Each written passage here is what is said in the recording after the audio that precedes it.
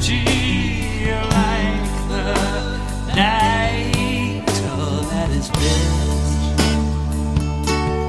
Dark and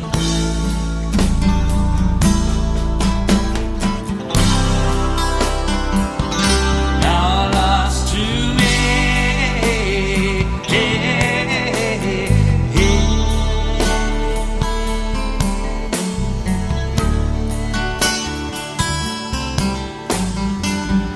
Only trust in the northern star. That's the only point that's fixed.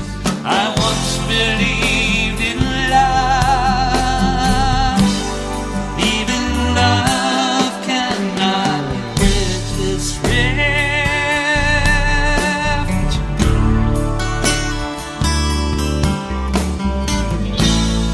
Where is my lucky star tonight?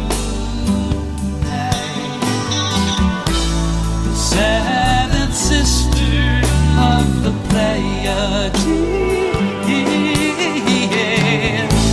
who walks in a beauty like the night. All that is best, dark and bright.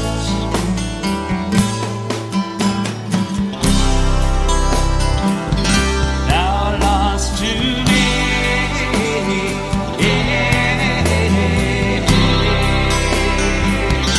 Now lost to me.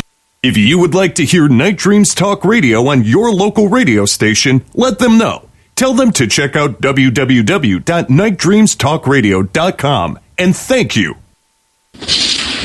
Coming to you from some far point station, like a cosmic tumbleweed, both north and south of the Pleiades. Here's your host, Gary Anderson. Just waiting for that thunder to pass by the compound. I'll tell you, wintertime. You know, it really makes me wonder what is going on. You would think if we are being visited and they're snatching us and taking us to who knows where, why? Because wouldn't our DNA be enough where they could just create whatever they're creating? Or is there some other thing they want us for? Are they harvesting our body for body parts? Like, you know, in China, if you go to prison and you're sentenced to death, which a lot of them do get sentenced, you don't have to worry about lethal injection or hanging. You don't even have to worry about a firing squad because that would damage your organs. They just put you up against a wall or strap you in the chair and put a gun and shoot you in the head. That way they have all your, you know, and right when they do that, they got their medical team there to harvest all your organs, and then they sell it worldwide.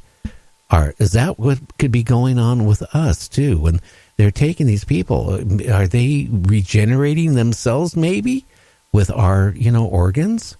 Or are they looking at it as a delicacy like they do in Japan and some other countries where, you know, they like certain glands from certain animals? They pay a fortune for it. It's scary, Rob.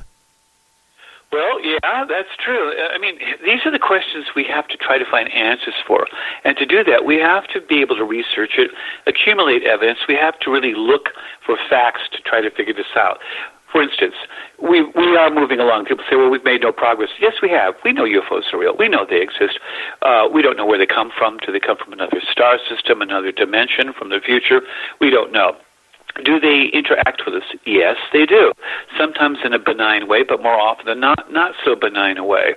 People suffer radiation sickness from being near the ships. They come near inhabited areas, and if they are giving off this radiation, ionized radiation is what they refer to, then they must know that it has a harmful effect on people. They don't seem to care. They've been sighted near our military bases. They have interfered with our military bases. This is an ongoing thing, and so we know they exist. We know that they're interfering with us. We know that people are dying. We know that people are being abducted. We know that people have disappeared permanently. We know that there's been property damage, and we know that people have been injured. Okay, we got all that now. So what do we do next? Well, now we have to try to find out where they're from and why they're here. And all we can do is do that as if it was that of a detective work, scientific evidence. We have to try to ascertain where they are coming from, how they are getting here, and once they get here, why are they here? And we can only do that from the available evidence. Now we're finding bodies that have been mutilated and tossed back on Earth as if they've harvested what they need from them. Other people disappear permanently, lots of them. Where are they going? Are they being transported back to the planet? Are they the specialty on tomorrow's menu? Or are they enforced labor, slave labor? The ancient aliens theory says that the Anunnaki, according to the cuneiform writings and text, said that they were the gods from space, the watchers, whatever you want to call them, and that they created us to do their labor work. We were basically like their oxen or horses to do the hard work they didn't want to do or couldn't do here on Earth. They may not be well suited to our atmosphere, our environment, and therefore they want to stay inside their temples or palaces, which we now call churches and temples, and be served by human beings, but also the mining operations were done by us. You know, the people of ancient times, especially back pre-Babylonian period, the Sumerian culture, they believed the afterlife was horrible. They believed it was a place that was gray and that you're a pallid ghost and that you shifted around and all you had to eat was clay and rock and dust. This is because their lives were so horrible and they figured that the gods were doing this to them, that when they died, the afterlife would be just as horrible. So now if this is so, if these people believe this and this was being done to them, then we have to assume that maybe we are slave labor. Maybe that's what's happening with us. Well, it's a good possibility because, I've mentioned, the Incas, the Mayas, and all that stuff. Why would they have collected gold, and hoarded gold? The only reason why I think they did it because somebody showed them that gold, these cultures, that gold was very precious. So, maybe they were mining gold for these, aliens or whatever, these entities. And they realized, well, if we're dying getting this gold for them, that it has to be precious. So that's why I think they hoarded it. I think gold, silver, I think that's what the aliens came down here originally for, to, harvest from our planet. Again, when I think about that, I think about God in general. I mean, is there such thing as a real God, or is it a God which we associate as God could have been an alien or an alien race? The Great Pyramids, the Sphinx, all this stuff. I don't care who. I mean, I've had guests on the show that came and said all kinds of things, how the pyramids were made. None of it makes any logical sense. We didn't have the capability, the technology to build them. We just simply didn't. No, we didn't. And not only that, but we have no idea what the pyramids were for. They refer to the king's chamber, the queen's chamber inside the pyramids. They say that there's tombs. Well, the only evidence we have that they might have been tombs is one oversized sarcophagus in one pyramid, which was empty. Now, the odd thing about all these so-called tombs is that unlike every other Egyptian tomb in history, there's no hieroglyphics. There's nothing. All the other tombs have funerary rites painted on the walls, the Book of the Dead passages to send the pharaoh to the next life safely. The pyramids have no such paintings on the wall, no hieroglyphics, nothing to show that they were tombs in that sense.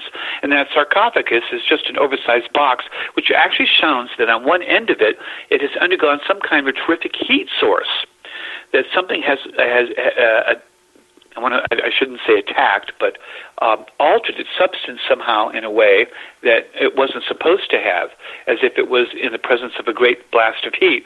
There's also a section of the wall of that chamber that shows the same thing, and it looks as if it had been repaired. Now, whatever pyramids were, I don't really think they were tombs.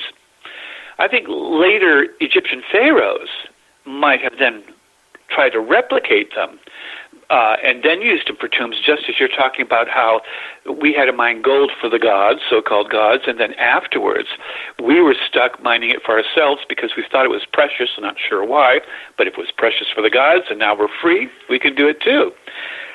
There is another thing. It isn't just the Sumerian culture that talks about this.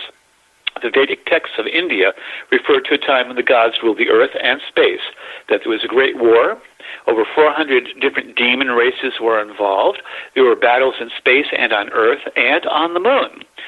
And besides that, they also speak of a great rebellion at the time this took place of humans on Earth, that we took the opportunity when they were diverted, their attention was elsewhere, to rebel. Now, the Sumerian texts talk about a rebellion, too. Now, two distinctly different cultures in distinctly different areas of the world at different times still talk about the exact same sort of thing. Why would we rebel if the gods were kind to us and gentle and peaceful and loving and beneficial to us?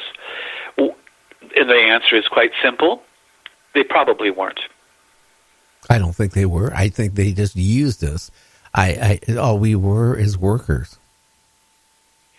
Right. And then once we freed ourselves and they were forced to somehow leave whatever the battle was going on, perhaps we were a fringe element on a border between two competing interstellar empires or species, who knows, and they either withdrew or maybe they withdrew and came back, but whatever happened, the tide of battle turned, and all of a sudden we thought we were free of them.